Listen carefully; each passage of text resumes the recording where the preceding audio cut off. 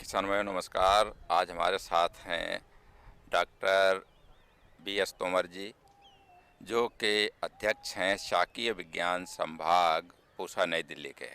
और आज हम आए हुए हैं शाकीय विज्ञान संभाग के फार्म पे, और यहाँ ऑर्गेनिक सब्जियां भी लगी हुई हैं और क्या कुछ है इसके बारे में विस्तार से जानकारी लेते हैं तोमर जी से। तो डॉक्टर साहब, आज किसान भाइयों को बताइए कि आपने अपने फार्म पे जो किसानों के लिए क्या कुछ जानकारी लेकर के आए हैं और क्या कुछ है। साके विज्ञान संभाग की जो ये प्रदर्शन इकाई है, इसका हमारा प्रमुख उद्देश्य हमारे जो संभाग के द्वारा या हमारे क्षेत्रीय केंद्र कटराइन के द्वारा विकसित किस्में हैं उनका प्रदर्शन करना है।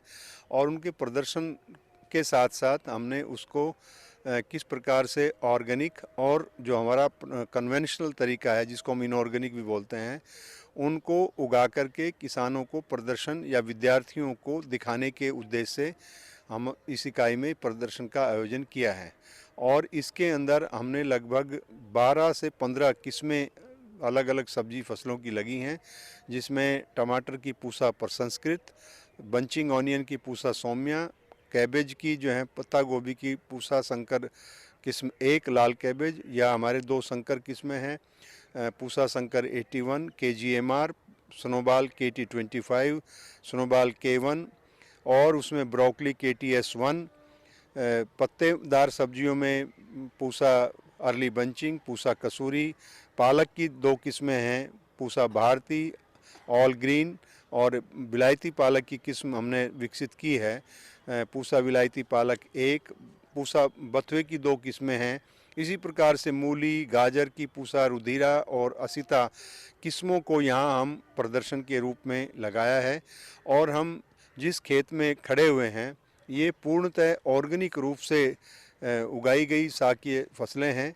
और हमारा विश्वास है कि अगर हम अपने समेकित कृषि प्रणाली को अपना करके, जिसमें पशुपालन हो किसान के पास, कुछ ऐसे वृक्ष हों जिनको वो औषधि के रूप में या उनके पत्तों को आच्छादन के रूप में इस्तेमाल कर सकें, या हमारे जो गोबर की खाद है, वर्मी कंपोस्ट है, नीम की खली है या हमारी सरसों की खली हैं, उन सब का हम इस्तेमाल इसमें पोषण के स्तर को बनाए रखने के लिए करें।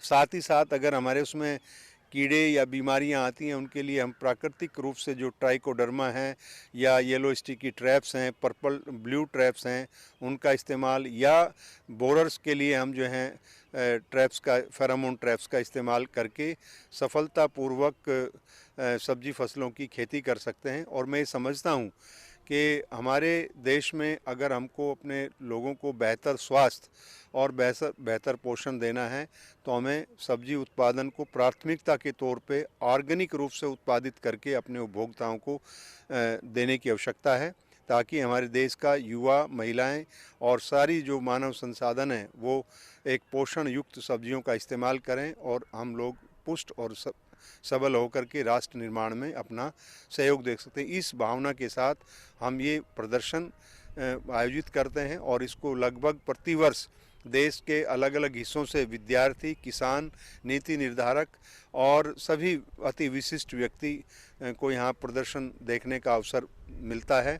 और कल ही हमारे उत्तर प्रदेश के कृषि मंत्री माननीय सूर्य प्रकाश शाही जी, हमारे निदेशक महोदय श्री डॉक्टर चरणजीत सिंह एस राव साहब के साथ कल प्रातः काल में उन्होंने भ्रमण किया था और देखा था, और उन्होंने विश्वास व्यक्त किया कि निश्चित रूप से बागवानी सब्जी फसलों को हम ऑर्गेनिक रूप से अगर आयोजित करते हैं तो वो हमारे लिए एक बेहतर विकल्प हो सकता है, युवाओं के लिए रोज़गार के नए अवसर हो सकते हैं।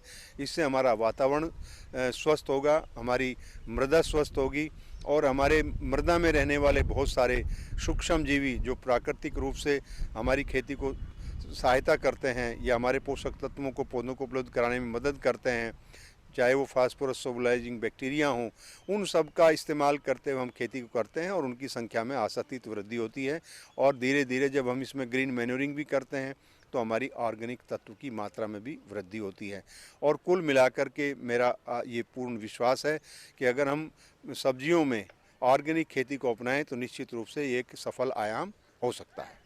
जी डॉक्टर साहब, बिल्कुल कहने का मतलब यह है कि अगर आप मानव जीवन को भी स्वस्थ रखना चाहते हैं तो जैविक खेती अवश्य अपनाएं। निश्चित रूप से अगर हमें अपनी मृदा, अपने वातावरण और अपने वातावरण में संतुलन बनाए रखने के लिए सतत बेहतर उत्पादन लेने के लिए हमें ऑर्गेनिक खेती की तरफ अग्रसर होना पड़ेगा। तभी हमारी मृदा, हमारा वातावरण, हमारा स्वास्थ्य और हमारा मानव संसाधन बेहतर स्वास्थ्य बनाए रखने में सफल होगा। जानकारी के लिए डॉक्टर BS तोमर जी, आपका बहुत बहुत धन्यवाद। आपके आगमन के लिए इकाई में बहुत बहुत धन्यवाद शिवनंदन जी।